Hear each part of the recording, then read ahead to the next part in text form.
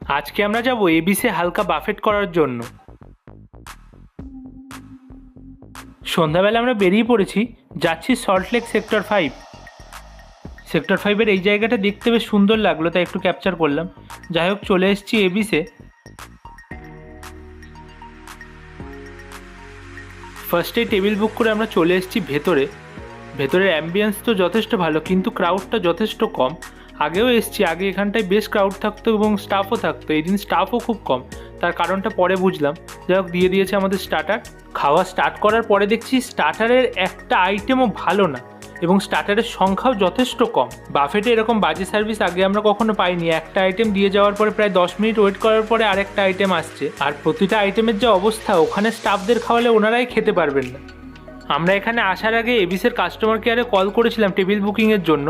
তখন উনি বললেন যে সল্টলেকের ব্রাঞ্চে একটু প্রাইস বেশি, কিন্তু এখানে 7-8 রকমের মেনু বেশি থাকবে। কিন্তু এসে সেরকম কিছুই দেখতে পেলাম না। স্টার্টারের ননভেজ সেকশন তো যথেষ্ট কম, আর বাফেটের মেন কোর্স তো আমাদের কখনোই ভালো লাগে না, আর ওরা ভালো বানায়ও না। এটা ইচ্ছা করেই ওরা বানায় না ভালো। আমরা বাফেটে যাই মেনলি স্টার্টারটা খাওয়ার জন্য, মেন কোর্সের প্রতি আমাদের তেমন ইন্টারেস্ট নেই, আর আমরা খাইও না সেইভাবে মেন কোর্স। স্টার্টার থেকে ডেজার্ট সব কিছুর ভিডিও করা, কিন্তু আমরা সেইভাবে কোনোটাই খাইনি। দাদা তো শেষে চাটনি আর ভাত খেয়েছে, আর আমি স্টার্টারই খেয়েছি।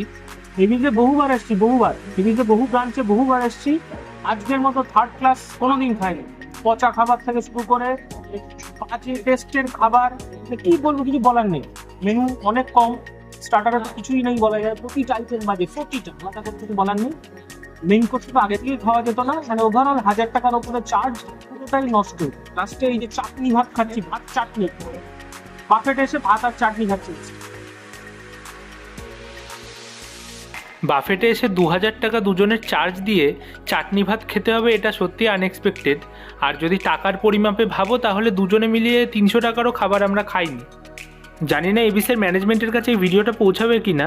আপনাদের কাছে অনুরোধ, মানুষের খাওয়ার মতো খাবার সার্ভ করুন।